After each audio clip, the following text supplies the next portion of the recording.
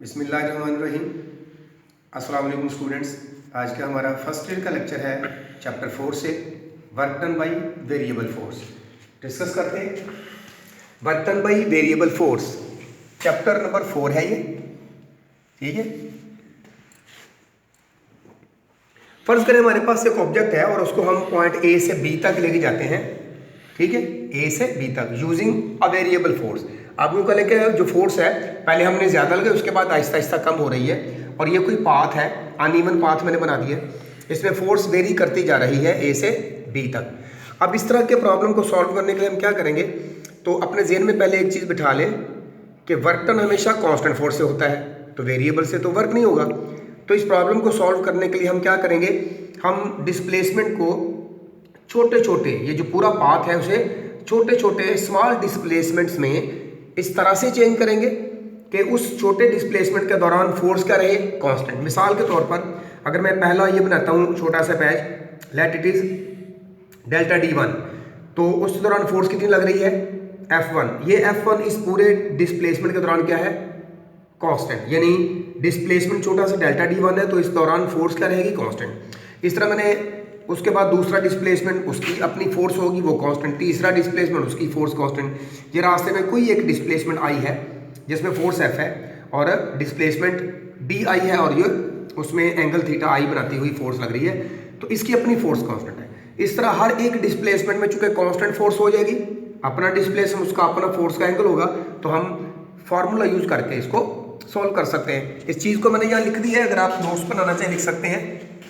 Divide the whole path into small displacements delta D1, delta D2, delta 3 up to so on delta Dn, such that, कुछ इस तरह से displacement बनाए गए हैं, through each displacement force remains constant, force remains constant. Let the force acting in these displacements are F1, F2, F3, Fn। यानी displacement D1 में F1 है, डेल्टा D2 में F2 है, डेल्टा D3 में F3 है, इस तरह से। और इनके एंगल क्या है, θ1, θ2, θ3, θn रिस्पेक्टिवली। यानी F1 का θ1, F2 का θ2, F3 का θ3 और Fn का θn। अब चूंकि फोर्स कांस्टेंट है और हम concept of work done by constant force को यूज करते हुए कुछ वर्क इस तरह कैलकुलेट कर सकते हैं।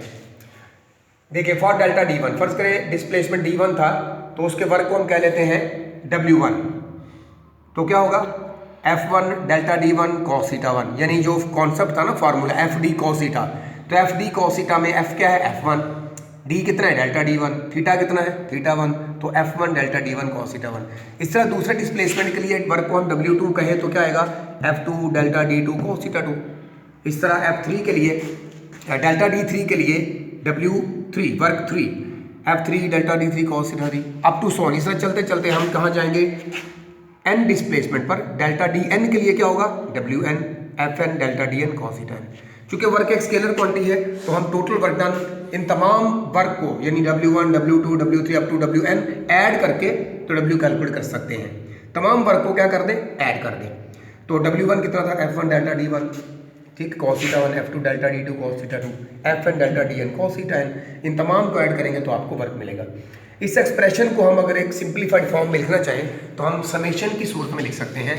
ये सिंबल है ग्रीक वर्ड है समेशन, ठीक है, ये सम के लिए इस्तेमाल किया जाता है। I is equal to 1 to n, W is equal to sigma I is equal to 1 to n Fi delta Di cos θi। मसलन अगर हम I1 पुट करेंगे तो it becomes F1 delta D1 cos θ1। फिर हम सिग्मा बताता है कि प्लस लगाएंगे, फिर I को 2 इस्तेमाल करेंगे तो F2 डेल्टा D2 cos θ2, दूसरी टर्म आ जाएगी, तीसरी आ जाएगी, फिर हम n तक जाएंगे तो Fn delta Dn cos θn लिख देंगे। अब इसी को अगर हम ग्राफिकली रिप्रेजेंट करें, ये मैंने ग्राफ बनाया है F और D के दरमियान।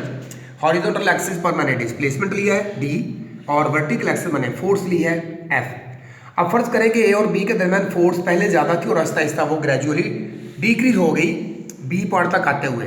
तो हम देखते हैं कि ग्राफ जो है वो फोर्स के लिहाज से देखें नीचे की तरफ जा रहा है, तो पहले फोर्स ज़्यादा फिर उसके बाद कम हुई, तो फोर्स वेरी करती जा रही है। कहता है इस ग्राफ को क्या करेंगे आप, छोटी छोटी रेक्टेंगल में चेंज कर लें। याद रखें रेक्टेंगल क्यों बनानी है, हमने एक्चुअली डिस्प्लेसमेंट को छोटा सा, इतना छोटा बनाना है कि इस दौरान फोर्स क्या रहे, कांस्टेंट। यहाँ पे हम अज्यूम कर लेते हैं कि जो फोर्स इस्तेमाल की जा रही है वो हम वही वाली इस्तेमाल कर रहे हैं जो डिस्प्लेसमेंट की डायरेक्शन में है, यानी component of force which is in the direction of displacement, यानी एफ कॉस थीटा। तो पहले डिस्प्लेसमेंट डेल्टा टी वन के दौरान फोर्स क्या है, F one cos theta one. तो ये आमतौर पे लग रहा है कि ये रेक्टेंगल नहीं है, देखिए फोर्स वेरी कर रही है। एक्चुअली हमने डिस्प्लेसमेंट इतना छोटा बनाया है कि इस दौरान फोर्स क्या रहती है, कांस्टेंट। तो मैंने इसे यहाँ डॉटेड लाइन में रेड में शो कर दिया है कि actually force remains constant, so it becomes rectangle. तो रेक्टेंगल में क्या होता है, area length into width. What is length, f1 cos theta 1। What is width, delta d1। तो पहली रेक्टेंगल का एरिया क्या होगा, f1 cos theta 1 delta d1, दूसरी का f2 cos theta 2 delta d2। इस तरह तमाम एरिया आप कैलकुलेट कर लेंगे तो टोटल वर्क क्या होगा, total area of all the rectangles. जितनी रेक्टेंगल है उनके एरिया कैलकुलेट करें और उनको ऐड कर दें। हर रेक्टेंगल का एरिया क्या होगा, f1 cos theta 1 into delta d1। ठीक है, तो FD cos थीटा ही आ रहा है आपके पास। तो तमाम रेक्टेंगल के इस तरह से एरिया कैलकुलेट करके आप टोटल वर्क कैलकुलेट कर सकते हैं।